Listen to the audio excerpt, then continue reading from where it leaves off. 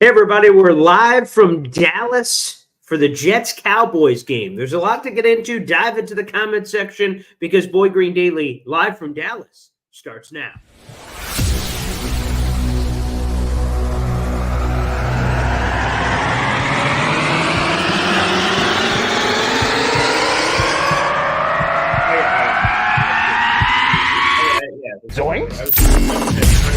It is unequivocally the Super Bowl for New York Jets. Field Yates, baby. Field Gosh darn Yates. Let's bring him on the show. Come on, people. Connor Rogers is joining the show. What's up, Connor? But Trevor Gosh darn Sycamore, baby. For me, personally, my favorite New York Jet of all time. Wow, it's great to be on. What an intro that was right there. Paul, nobody does an intro like you, man. Paul, you give the best intro of literally any podcast that I've ever. I'm gonna lose my gosh darn bananas.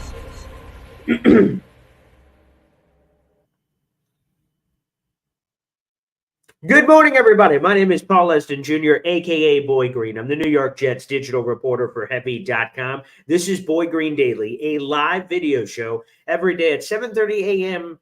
Eastern Time. We're up at 6:30 a.m. Central Time. Nonetheless, we're committed to the product. And you see, for the first time in a while, I can't remember the last time we did a live show with another person live with me. But this, of course, is my father. And he's decked out in his Cowboys gear. So it's a version of Hop on Pop, something we haven't done in a long time, Father. So welcome to the show. Oh, thanks. Great to be here. Great to be in Dallas, Texas. Literally a stone's throw from AT&T Stadium.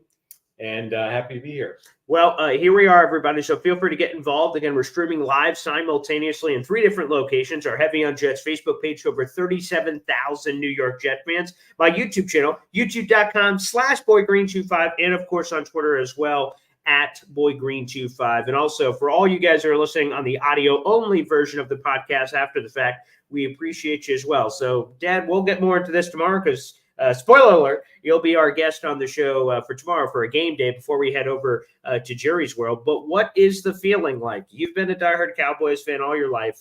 You've never been to Jerry's World for a game, and neither have I for that matter, but we're both going to be going there for this. It's not quite a rivalry. They only play once every 4 years, but it's special for the both of us. Yep, it's great. We've started the tradition of going every 4 years. Back in 2019, we went to MetLife Stadium. And really excited. I did do a tour about 10 years ago when Jerry's World first opened. And it's impressive, crazy, and can't wait. Well, there you go. NY Jets FL, you guys almost look the same age. Who's the senior and junior here? We're all asking these kind of questions, guys. Keep those going for it. And let's do it because I'm seeing people already interacting in the comments section. Guys, wherever you're watching this, there is also an article that is attached live. Wherever you guys are watching. So feel free to check out the article that is attached. That is on Facebook, YouTube, and Twitter. If you guys want to support the show, that is the easy way to do so. And that theme that I'm talking about with my father here is the leash on Zach Wilson. How long should the leash be? Of course, he is the new starting quarterback for the New York Jets. Kind of changes the luster a little bit, Dad, from this for Aaron Rodgers, Mike McCarthy. And I finally, because we were traveling yesterday, obviously, I finally got to listen to Aaron Rodgers who's on Pat McAfee. He will continue those interviews every Tuesday despite his injury. And he was poking fun at the fact that apparently he's undefeated at AT&T and was poking at the thing between him and the Cowboys. But he is not going to be trotting out there tomorrow. I feel pretty confident about that. It will be Zach Wilson, which the only thing I'm telling you, for all the people that are watching, you see I'm wearing the shirt, Zach Wilson is good. The only thing that's missing on the shirt is like an exclamation point, not a question mark, not any other kinds of punctuation, because we'll look at what Zach Wilson will bring to the table. But the theme is, and you guys can vote in our poll of the day that's down below, how long should the leash be on Zach Wilson? And I will throw out some of the options, and I'll also throw it up here on the screen so people can check it out as well. But I do want another opinion, and that is from you, Pop, because, you know, you're a Cowboys guy.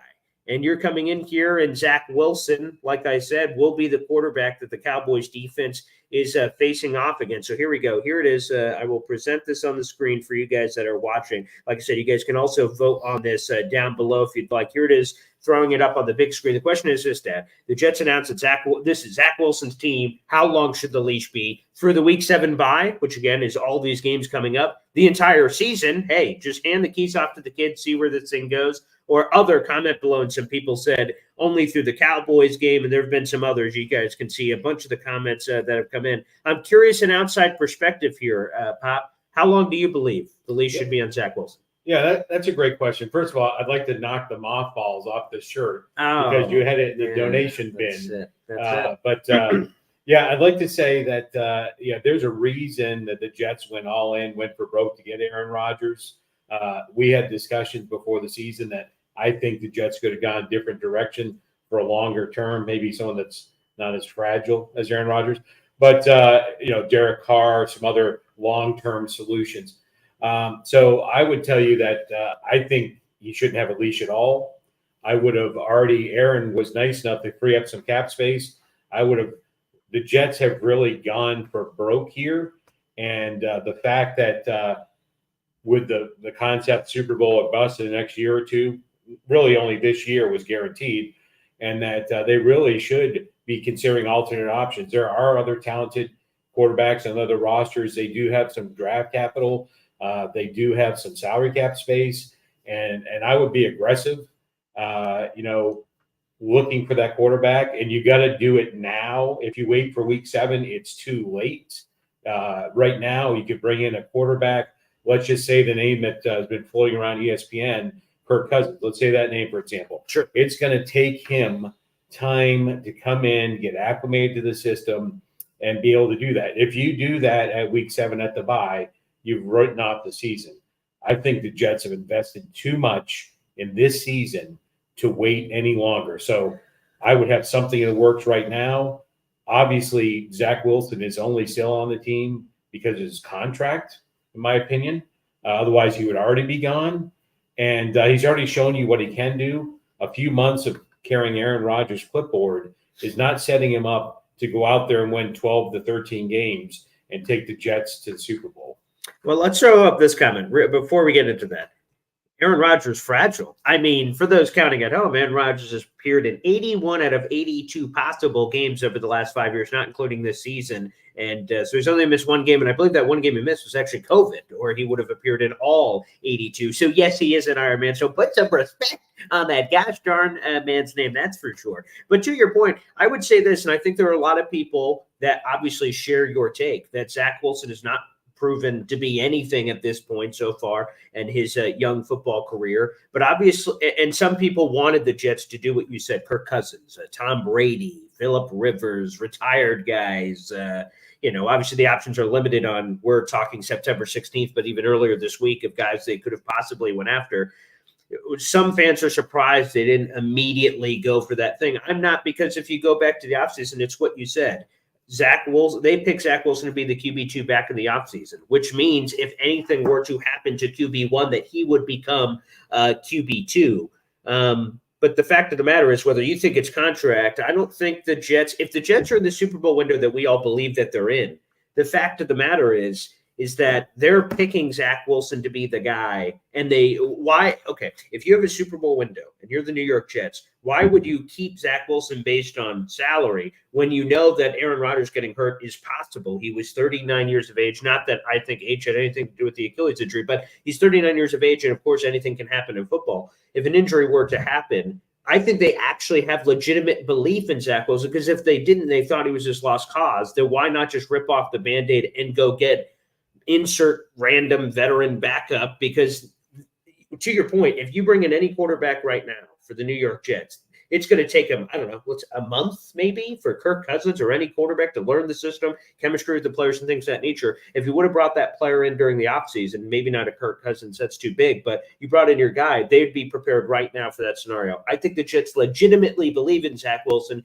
which means I think this leash is quite long, quite frankly, going into this, because if not, they would have picked somebody else in the offseason. Yeah, long enough to hang himself. I would tell you that they missed a golden opportunity a few weeks ago with Trey Lance. Trey Lance was acquired by the Dallas Cowboys for a 4th-round pick. Mhm. 4th-round picks aren't even guaranteed to make the roster in most cases. Third round and up, you expect them to make the roster, at least in the practice squad. Sure. So getting Trey Lance, because if they will give him the leash, if that's the path they go, it's still a rocky road, right? And they could have brought in Trey Lance, 4th-round pick for the future, because they're really, at best scenario, this is the cut bait or not on Zach Wilson, and not having a backup plan was a big mistake. And they could have had him for 4th-round pick. Well, we don't know if it's a mistake yet because, if Zach Wilson goes out at AT&T Stadium and lights the world on fire and he got this defense and everybody, all of a sudden the Jets are going to look like geniuses for staying with the kid when they could have hit the eject button a little bit earlier. So we'll allow that debate to rage on, guys. Feel free to keep sending that in the comment section. We'll try to get to a few of your questions or comments before this thing is over. But I do want to transition, obviously, because like I said, Aaron Rodgers ain't running through that door. It will be Zach Wilson. But I'm interested with this Jets-Cowboys matchup, and we'll also have another show tomorrow. Again, spoiler alert, everybody. Hop on Pop. Episode number 2 will be popping on the show tomorrow, live here from the hotel in Dallas before we go to Jerry's World for the Jets-Cowboys game. Before we do all that, from your Cowboys perspective, if you look at this Jets game, I imagine maybe in the offseason you looked at this as I heard a couple of Cowboys people say, a 50-50 toss-up with Aaron Rodgers and this team. With Aaron Rodgers now removed from the table, Vegas doesn't see this as 50-50. The latest line I saw when I was traveling yesterday was 9.5 or 10 points, depending on your Vegas outlet of choice. Is that basically how you perceive this matchup in that same light?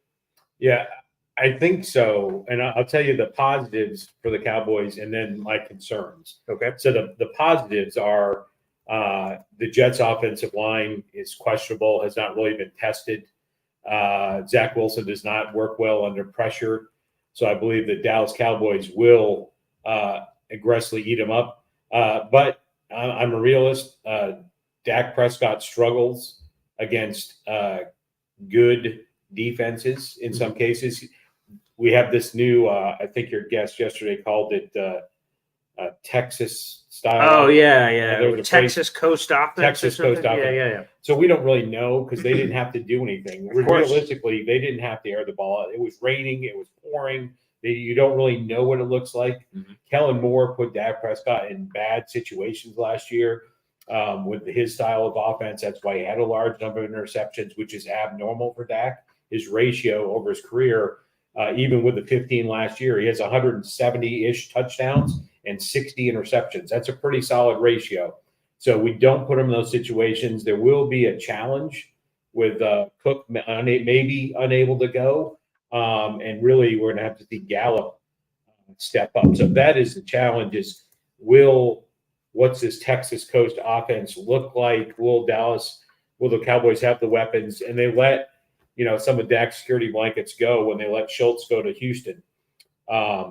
So it'll be interesting. I do see it to be a dominant Cowboys victory. The 9.5, I would not blame any money on that based on the uncertainty of this Texas style Coast offense and potentially Brandon Cook being out. So, and Zach Martin, thank you. Yes. Being questionable. So yeah, there's a lot there, but the Cowboys will win. But I wouldn't bet money on 9.5. Yeah, by the way, money's going towards the Jets. They're now only an 8.5 point road dog. So again, depending on your line of choice, it started at 3. So again, it's essentially a pick 'em on a neutral field. That's what it started with in the opening line. Obviously, we get the Rodgers news. It explodes the other way to 9.5, 10. Now a little bit of love heading back to the Jets, according to Vegas Insider, with Best Bets and FanDuel hovering in that 8.5 range. So that means more money potentially to the Jets, believing potentially, and that ability to cover with the defense. I find that fascinating. To your point, let's get to the latest on the injury report. Jet news. I was talking about this walking through the airport yesterday. We shared a few videos. Greg Zuerlein did not practice yesterday, the former Cowboys legend, of course. He did not with a groin injury, I do believe, was the injury of choice that he had coming up. So he's kind of a toss-up. Jets worked out some kickers. So TBD on Greg Zuerlein from a Jets perspective. The rest of their guys all returned to practice. Mekhi Becton, Dwayne Brown, and Breece Hall as well. But for your Cowboys, Cowboys, a lot of injuries popping up here. I won't throw this on the big screen because the text is too small to read. But as we have this up here in terms of the injuries, Brandon Cooks has not practiced the entire week. He missed Wednesday, Thursday, and Friday. He's officially questionable. Tyler Smith, the offensive lineman, did not practice all week. He's doubtful. Sam Williams, there was a NIR. That's a personal reason. He did not show up on Friday, so that one's TBD. The one that did pop up, to your point, with Zach Martin. He's been limited participant both on Thursday and Friday. He's up in the air. But another doubtful was Donovan Wilson on the back end of the defense. And I think Tyron Smith is in the same way that Mekhi Becton is. He's going to be on the injury report all the time because of age and injuries or whatever the situation is, but he seems to be good to go there, although I guess you never know with Tyron Smith. So it sounds like Brandon Cooks, from everything we've heard so far, Brandon Cooks super up in the air. Tyler Smith, unlikely. Donovan Wilson, unlikely. And then we'll have to kind of keep an eye on the Zach Martin situation. But I've heard from Cowboys people that he is more likely to play than some of the other guys we mentioned, which brings us up. I saw this earlier in the chat. We've spoken about this a few times this week. We'll see if I can get the comment up there. It's somewhere lost in the sauce here, but Chuma Edoga, which Jet fans are like, Chuma Edoga, what the hell? Like that offensive lineman we cut, the Cowboys picked up, and unfortunately, for injury reasons, the Cowboys have been starting him, but they seem to like him. Jet fans are licking their chops because this defensive line potentially, with how strong they are on the interior with a guy like Quentin Williams, they believe that could be the weakness to attack, especially obviously if Zach Martin also is in there, then you're playing potentially two backup guards. But in particular, staying on Chuma Edoga, it seems like that gives you some potential wiggle room if you can disrupt Dak Prescott with pocket penetration. Yeah, absolutely. And actually, Brandon Cook actually had a solid day of rehab. You wouldn't expect him to be out there in the practice field. I really think today he will show up to practice, run some, and then that'll be the determination. That'll be a key factor in Dak Prescott's comfortability running the Texas Coast offense. Yeah, we'll have to see. Normally Saturdays, day before these kind of jog walkthroughs, so it's more simulation for the players, but they're kind of going through the motion. So yeah, we'll see if Brandon can make a pop there. He made a couple of catches in the Giants game, but again, to your point, because of how crazily it got out of hand, the weather, Mike McCarthy talked about that earlier this week, that when you have weather games, there's a chunk of your playbook you just take out because you don't attempt those sort of things because of the weather that is involved in, again, special teams, block field goal for a touchdown, defensive touchdowns, like everything happened. They're like, we don't even have to show our offense, which to me is a big key because we heard it from Brandon yesterday. I'm just fascinated. And maybe the same thing from your side about the Jets. What does this Jets offense look like? We don't know because we never saw Aaron Rodgers, although Robert Saleh hinted at 3 wide receiver sets was part of that initial game plan, at least for the Buffalo Bills. And now Nathaniel Hackett is going to adapt and kind of work the offense for Zach Wilson, who is now QB1. So Cowboys don't really know what they're going to see from the Jets offense, but it sounds like from a Jets defense perspective, we don't really know what we're going to see from Dallas either. Yeah, that's right. And, I think to your point, right, Zach Wilson and Aaron Rodgers bring a different skill set to the table. There will be difficulty in the Jets adjusting that play calling scheme, their game plan, if you will, on a short week. So Zach Wilson's with the card stacked against him based on his talent level and his historic performance. Now they've got to check and adjust that against the best defense in the NFL. That will be a challenge, but I am not discounting the challenge that Dak Prescott has against a solid Jets defense. Second best defense in the NFL. Yes, the Jets are the second best defense. That's not what I agree with you. No. Thank you, Boy Green, for coming clean. That's definitely not. Write this down. Everyone saw it live. That is not what occurred anywhere whatsoever. But I am curious because, again, here, think about this. Obviously, we talked about Aaron Rodgers. He was heading into year 19. That I think the Jets offense, the coaches and players and teammates talked about it, that this was the Aaron Rodgers offense. So, like, he had the freedom, as would a 4-time NFL MVP, to come to the line and have audibles, have checks, have things to kind of go willy-nilly. So you could kind of come in with a skeleton plan. The first 15, 20 plays are scripted. But once you go beyond that, all right, Aaron, go crazy. Zach Wilson obviously can't do that. He doesn't have the what do we call it? Literally, it's a credibility, but he doesn't have the stones to be able to just say, the chutzpah. Yeah, exactly. He doesn't necessarily have that to be able to start going willy-nilly, which is why the Jets adapted. They were going to run 3 wide receiver sets. Mecole Hardman got benched. That video is going viral on our YouTube channel because they went from 3 wide receiver sets to, man, you know what? Let's just protect Zach Wilson here and run a lot of jumbo, which, by the way, worked beautifully both for the running game and also getting some of those tight ends involved in the blocking game. But I'm curious to see. You had to do that in the moment because Zach Wilson was literally in the shoes of Aaron Rodgers for a game plan that was specific to him. And then they just figured out they won the game, of course, despite everyone writing obituaries about the Jets. They upset the Buffalo Bills that they were an underdog against. Now they head into this week and they had a full week of prep for the Zach Wilson plan, which is probably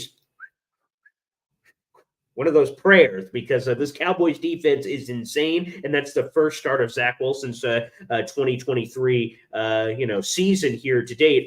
As we're going to be wrapping up here in a few because Boy Green Daily works very quickly. I'm curious, what makes this Cowboys defense special? Everyone says Micah Parsons, like, okay, pass the biscuits, he's really good, but what else? What else beyond that makes it this intimidating unit that people were talking about before the season? It's not just like an overreactionary thing to week one. They've been a really good unit with Dan Quinn, and it looks like that's going to continue here this season.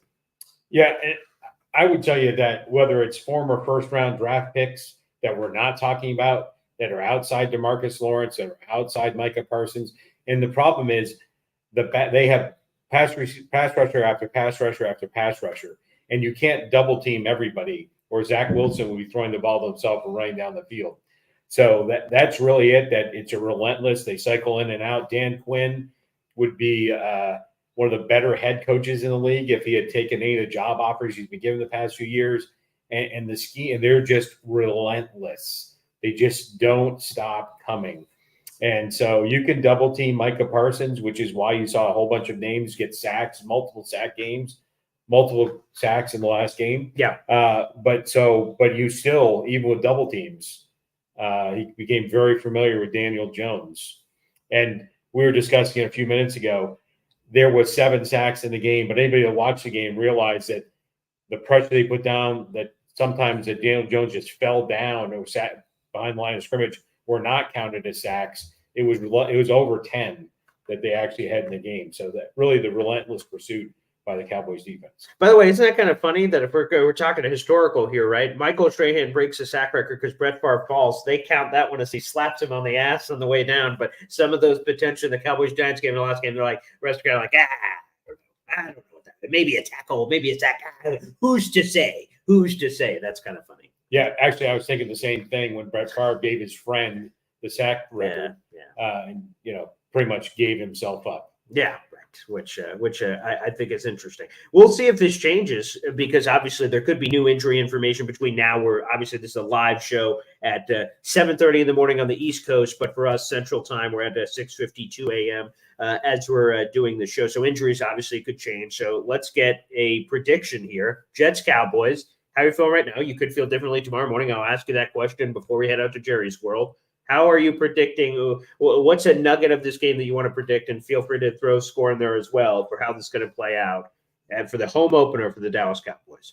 Yeah, my reason, the trouble with the line I have is I think it will be a low-scoring game. I think the Jets will score less than 10 points. Wow. And I don't think the Cowboys will score much more than 20 points. And I think the problem is I think we saw a little bit of Dalvin Cook and potentially how he's not, that maybe the Vikings aren't as dumb as we thought they were when they let him go. Of course, they relied on Madison, so that's a different story. So the running game is not going to be there. That's going to put a lot on Zach Wilson, who's going to be under a lot of pressure. I expect the Jets to score less than 10 points, but I'm not discounting the fact that potentially without Brandon Cook and Dak Prescott, we'll see. It'll really rely on how much he's matured on his decision-making. I do think a lot of it was on Kellen Moore and the situations he put him in, and I don't think Mike McCarthy would put him in those situations. And so, yeah, I would say 10-ish, but I would not take the Cowboys with 9.5. Okay. But I would with 8.5. Yeah, I saw that. I noticed that. Let's go with a couple of points here. First off, I noticed this as well. It's hard to notice that because it was 40-0. The Giants, when they had success, they were actually doing a very good job with attacking the run defense of the Dallas Cowboys. Again, they tried to address the draft in the first round, Mozzie Smith, who is part of the rotation of guys that they're kind of working in there. So that could be, if I'm the Jets and I'm trying against this the Dallas Cowboys are a Super Bowl contender. They're one of the best teams in the NFL. So it's not easy. And then in a hostile environment and your first road game of the season and Zach Wilson first start, there's a lot of storylines here. But if I'm the Jets, I'm trying to run the ball down the Cowboys' throat and put yourself in manageable situations on second and third down. When you're in the third and longs, I feel just like the Bills were. Every third and long, I'm like, let's go. The Jets passers are getting after him, and that's exactly what they did. They sacked Josh Allen 5 times on Monday Night Football. So I think setting up the run is important. I think we're a little overreactionary to Dalvin Cook's first game coming off of surgery and getting cut by the Vikings. We'll see. I think there's more to be had there. It's surprising, though, that although Dalvin's surgery was more recent, he had his surgery in February. Breece Hall had his surgery.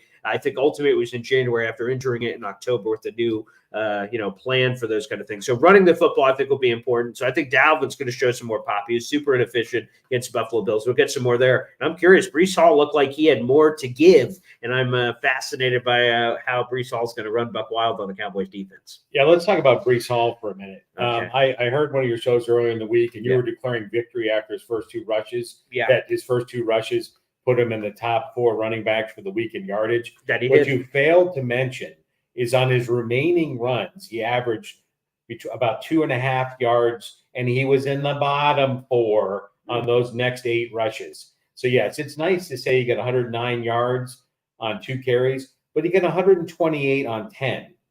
So facts are facts. Let's not declare victory too quickly. And the Buffalo Bill run defense is not as solid. It will be a struggle. That is what I would do for the Cowboys. I would run right at them. I would go right at them, and I would put Zach Wilson in manageable situations. That'll be really the crux of the game, whether it is a blowout or the game is close, is the ability for the Jets to pound the football down the middle.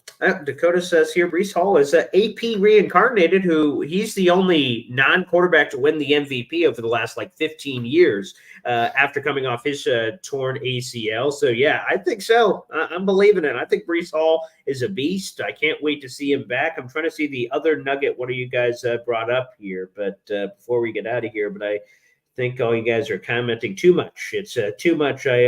I lost it here, so I guess we'll run success. Let me see if I saw another one here. Oh, yes. Let's throw up this one from Matt Boggs, baby, on our Facebook page. It's been more than, let me get the calculator. Let's take a gander here. It's been more than 5,840 days since the last time the Cowboys beat the Jets, November 22nd, 2007, for those counting at home. And that streak will continue this weekend. 3 in a row for the New York Jets in this thing. Whether it's at MetLife, Jerry's World, doesn't seem to matter. The Jets may have the Cowboys number.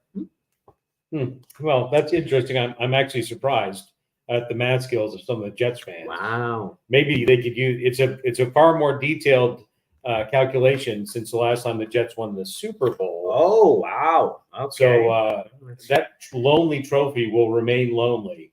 Oh, that's I believe they call that in the business too soon. Too soon on the Aaron Rodgers quote there. But we may have time before the end of the show to show the Aaron Rodgers highlights from the 2023 season.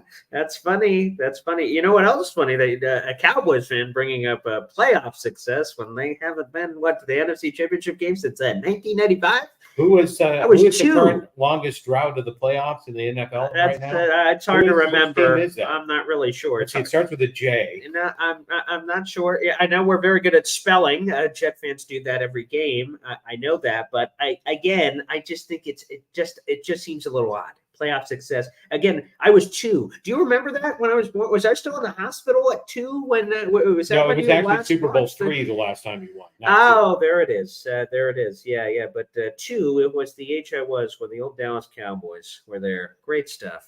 That was fun. But hopefully, again, that was last century. I know that could be hard to remember for people. I think TV was still black and white in those days. That's true. It was about the same time that Joe Namath was drunk on the sideline following a reporter. Hey, you know what? We've all been there. We've all we have not. But you know what? Someone's been there, and that was Joe Namath. And he's back. He's in full rehab and recovery, which is wonderful to see. Well, everybody, that's going to wrap it up for today's edition of Boy Green Daily. Hop on Pop version. Again, if you're just joining us, my father live. We're both here in Dallas, going to go to the Jets-Cowboys game tomorrow. He will once again be the guest on the show tomorrow morning, live from this hotel, and then we'll be heading out. It's just a lot of fun. Guys, make sure you show your support wherever you're watching, of course, by liking the video and hitting that subscribe button. This was a lot of fun. And the first time ever, of course, getting to do it with my father. A lot of good banter and stuff back and forth. And also, everybody, here's another way you can help with the show. If you like the show, you enjoy the show, hell, even if you hate the show, I really don't care. But either way, if you have some feeling or emotion about the show, make sure you click on the article link that is on Facebook, YouTube, and Twitter and say that in the comment section. Our bosses read those comments on the heavy articles,